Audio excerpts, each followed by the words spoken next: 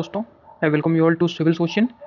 जैसा कि हम सब जानते हैं कि पीएम मोदी इज़राइल पहुंच चुके हैं। जब मैं ये वीडियो रिकॉर्ड कर रहा हूं, उनका पार्लियामेंट में, इज़रायली पार्लियामेंट में एक भाषण चल रहा है और जो कि वो एड्रेस कर रहे हैं इज़रायली पार्लियामेंट को। और उन्होंने कहा है, terror anywhere threatens peace everywhere.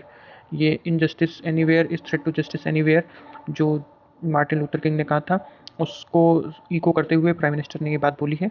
और उन्होंने और क्या क्या बोला है, किस तरीके से बोला है, ये तो हमको न्यूज़ के द्वारा पता ही चल जाएगा। बट हम अपने काम की चीज़ देखते हैं। वो क्या है, वो why this visit is important. क्या प्रधानमंत्री की विजिट किस तरीके से और कितनी इंपॉर्टेंट होगी, जो इसराइल में ये विजिट किए हैं, उसको हम देखने की कोशिश करेंगे। Now, PM Modi's Israeli visit, ये स्ट्रेटजिक एंड सिक्योरिटी इंपॉर्टेंस क्या हो सकता है इसका, आइए देखते हैं। जैसे स्ट्रेटजिक एंड डिफेंस इंपॉर्टेंस में अगर हम देखना चाहें, तो इसका डिफेंस कॉपरेशन जो होगा वो बैकबोन ऑफ द टाइज होगा। क्योंकि हमारा जो डिफेंस कॉपरेशन है इसराइल के साथ, वही सबसे ज़्यादा मजबूत है हर चीज़ में। क्योंकि ये इस समय, जैसा कि हम सब जानते हैं कि इसराइल हमको मिसाइल्स एक्सपोर्ट करने में सबसे ज़्यादा बड़ी भूमिका निभाता है। जो कि बराक सिस्टम ऑफ मिसाइल्स जो है इसराइल का, वो सबसे अत्याधुनिक माना जाता है। इसीलिए वो मिसाइल्स को एक्सपोर्ट करने में सबसे ज़्यादा हमको आतुर रहता है, प्लस हम मिसाइल्स खरीदने में भी सबसे ज़्यादा आतुर रहते हैं। प्लस अनमैन्ड एरियल व्हीकल्स, जो ड्रोन्स जिनको कहे जाते हैं, अनमैन्ड एरियल व्हीकल्स जिसमें कोई मैन नहीं होता है, मीन्स बिना आदमी के उड़ने वाला एक जहाज़, तो दैट इज़ ड्रोन्स, उसको हम सबको दिया जाएगा। ठीक है, और ये हम भी इसराइल से प्रोक्योर करेंगे। इस तरीके की बातें चल रही हैं। फिर एयर डिफेंस सिस्टम जो कि हम सब जानते हैं, आयरन डोम जैसा एयर डिफेंस सिस्टम इसराइल हमको बना के दे सकता है। बट हमारा जो आकाश है, जो एयर डिफेंस सिस्टम है, वो काफ़ी ज़्यादा अत्याधुनिक है। इसलिए अभी उस पर विचार ही चल रहा है कि इसको लिया जाए या ना लिया जाए। फिर ऑब्वियसली सर्विलेंस टेक्नोलॉजी, इसराइल का इसमें महारत है, और जो कि इंडिया सबसे ज़्यादा ईगरली वेट कर रहा है इसकी तरफ। क्या वो प्रोक्योर होता है कि नहीं इस विजिट में, ये देखना है, जो कि हमारा डिफेंस कॉपरेशन टाइज को मजबूत बनाने वाला है। ऑब्वियसली इसरो और इजरायली स्पेस एजेंसी, ये दोनों मिलके एक कोलैबोरेटेड और इन्हांस्ड मॉडर्नाइजेशन सर्विलेंस प्रोग्राम चलाने वाली है। ठीक है, इसको इन्हांस इंडियाज मिलिट्री मॉडर्नाइजेशन, ये क्यों, अमिड चाइना एंड पाकिस्तान का जो चैलेंज है, उसको काउंटर करने के लिए इंडियाज मिलिट्री मॉडर्नाइजेशन को ये बढ़ावा दिया जाएगा, और इसी हिसाब से इसको किया जाने वाला है। ठीक है, अच्छा, काउंटर टेररिज्म एंड सिक्योरिटी के बेसिस पे अगर हम देखा जाए, तो क्रॉस बॉर्डर टेररिज्म को रोका जाएगा, इंटेलिजेंस शेयरिंग की जाएगी दोनों देशों में, और साइबर सिक्योरिटी कॉपरेशन को बढ़ावा दिया जाएगा। साइबर सिक्योरिटी कॉपरेशन जो कि सबसे ज़्यादा अहम होने वाला है इस समय और इन सारी चीज़ों में, because strengthen India's internal security. इस समय हमारे यहाँ इंटरनल सिक्योरिटी की सबसे ज़्यादा दिक्कत है, जिसको इन्हेंस किया जाना चाहिए।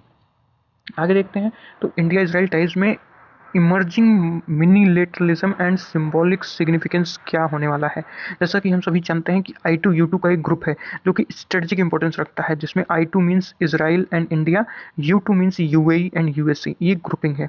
इसमें क्या होता है, इसमें होता है basically food security, clean energy, infrastructure, technology corridors, ये सारी चीज़ बिल्डअप की जाएंगी। ऑब्वियसली फूड सिक्योरिटी की समय बहुत ज़्यादा दिक्कत है, क्लीन एनर्जी की तरफ इंडिया बढ़ चुका है, इंफ्रास्ट्रक्चर डेवलपमेंट हमारे यहाँ बूम पर है, और टेक्नोलॉजी कॉरिडोर्स की हमें ज़रूरत है because of the critical minerals. इसमें इंडियाज़ रोल होगा कि न्यू जियोपॉलिटिकल कोएलिशन बनाने में ऑब्वियसली इंडिया का सबसे बड़ा रोल होने वाला है। ठीक है, and political and symbolic significance क्या है कि first Indian PM to visit Israel in 2017 में पहली बार भारत देश के प्रधानमंत्री ने इसराइल को विजिट किया था। इसके पहले किसी भी प्रधानमंत्री ने इसराइल को विजिट नहीं किया है, क्योंकि हमारा समर्थन फिलिस्तीन की तरफ रहता था, इसलिए ये एक मेजर सिग्निफिकेंस माना जाता है। And D hyphenation of Israel Palestine policy, Israel Palestine policy को हम डी हाइफिनेट कर रहे हैं, मतलब अब सिर्फ फिलिस्तीन की तरफ नहीं, इसराइल की भी तरफ इंडिया का झुकाव रहेगा। ये एक मेजर डेवलपमेंट और सिंबॉलिक जेस्चर रहेगा इंडियन फॉरेन पॉलिसी का।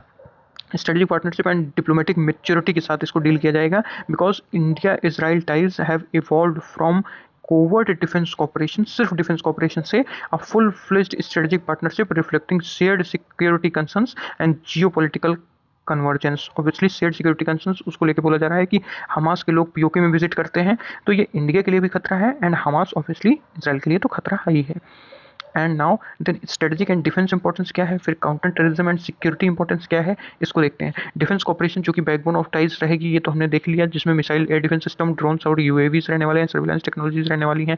इसमें इसरो और IAI का कोलैबोरेशन होने वाला है। IAI का कोलैबोरेशन इसलिए होने वाला है ताकि जो चाइना और पाकिस्तान का थ्रेट है, जैसा कि हमने पहले देखा, उसको काउंटर किया जा सके। फिर टेररिज्म एंड सिक्योरिटी का क्या है, जॉइंट एफर्ट्स होने वाले हैं अगेंस्ट टेररिज्म। कैसे, इंटेलिजेंस शेयरिंग होगा दोनों देशों के बीच में। फिर होमलैंड सिक्योरिटी कोऑपरेशन होगा, भाई हम अपने देश में सिक्योरिटी को कोऑपरेट करते हुए इसराइल की तरफ थ्रेट्स को आने के लिए रोकेंगे, प्लस इनपुट्स प्रोवाइड करेंगे, and same goes with the Israel also, वो भी वही करेगा। साइबर सिक्योरिटी कोलैबोरेशन होने वाला है। फिर strengthen India's internal security, obviously ये होगा ही होगा। Importance of India Israel relations in economic and trade relations and counter terrorism security. कैसे, भाई बायलैटरल ट्रेड ग्रोइंग स्टेडली, भाई हम बहुत ज़्यादा ट्रेड अप करने लगे हैं इसराइल से, पहले हम बहुत कम किया करते थे। जिसमें जो की सेक्टर्स आते हैं वो डायमंड्स का ट्रेड होता है, obviously polishing and cutting diamonds are the best in India. Pharmaceuticals hub माना जाता है इंडिया, तो फार्मा एक्सपोर्ट करते हैं हम। केमिकल्स एंड फर्टिलाइजर्स भी हम इसराइल को एक्सपोर्ट करते हैं, प्लस हाई टेक मैन्युफैक्चरिंग भी इंडिया प्रोवाइड कर सकता है इसराइल को। और FTA यानी फ्री ट्रेड एग्रीमेंट का डिस्कशन ऑन गोइंग है on table. Counter terrorism security में देखें तो कॉम्बैट क्रॉस बॉर्डर टेररिज्म, ये इसराइल के साथ कोऑपरेशन में हम बिल्डअप कर सकते हैं। जैसे कि हमने पहले देखा, इंटेलिजेंस शेयरिंग और साइबर सिक्योरिटी कोऑपरेशन ये इसराइल के साथ मस्ट होने वाला है, जिससे स्ट्रॉन्ग इंटरनल सिक्योरिटी बिल्डअप किया जा सके इंडिया का। ऑब्वियसली इसराइल की इसमें महारत है, that's why we are cooperating with Israel.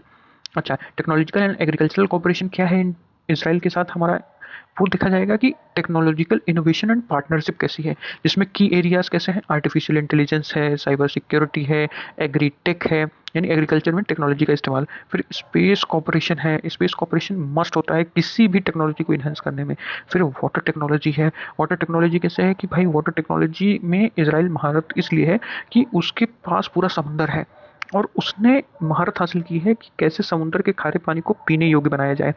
तो ड्रिंकिंग वाटर अवेलेबिलिटी क्राइसिस होने के बावजूद भी Israel has plenty of drinking water supplies because it has attend the supremacy in desalination of ocean water.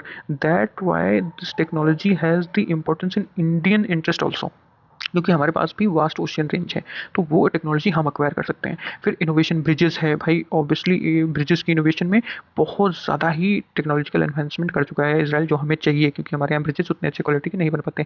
फिर जॉइंट R&D हो सकता है भाई, रिसर्च एंड डेवलपमेंट में इसराइल बहुत आगे है, तो हम जॉइंटली कोलेबरेट कर सकते हैं।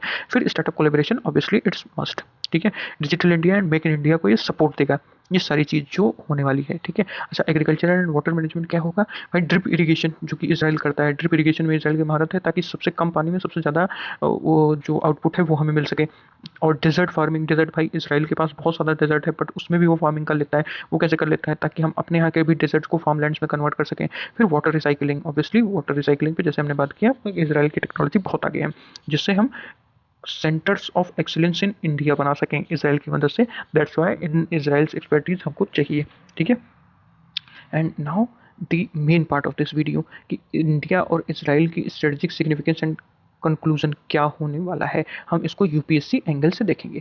अच्छा, अब हम सब सेक्टर्स में अपना अपना एक पॉइंट लिख लेते हैं, ठीक है। सबको ये नोट कर लेना है, जितने लोग हैं सब लोग इसको नोट कर लेंगे, ताकि जितना ये पॉइंट्स हैं इन सब के लिए, हर सेक्टर के लिए हमारे पास एक पॉइंट हो जाए, ठीक है। डिफेंस में क्या है, high end military tech access Israel के साथ होगा। फिर सिक्योरिटी में क्या है, काउंटर टेरर साइनर्जी बनेगी, दोनों लोग काउंटर टेररिज्म में एक ही साइनर्जी के साथ बिल्डअप एंड टेक्नोलॉजिकल एनहांसमेंट करेंगे, ठीक है। इकोनॉमी में इनोवेशन एंड ड्रिवन ग्रोथ होगा, इनोवेशन ड्रिवन ग्रोथ होगा भाई, हम इनोवेशन करेंगे और इनोवेशन से हम अपनी ग्रोथ को डिराइव करेंगे, ठीक है।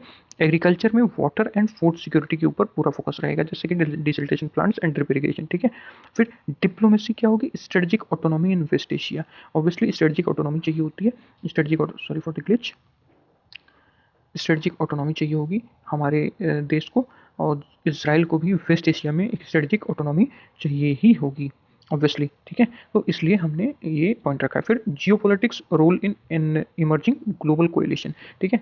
जियोपॉलिटिक्स में एक role in emerging global coalition, ये इंडिया की मदद के साथ इसराइल बना सकता है, क्योंकि ऑब्वियसली गाजा के इशू की वजह से इसराइल बहुत ज़्यादा आइसोलेट हो चुका है।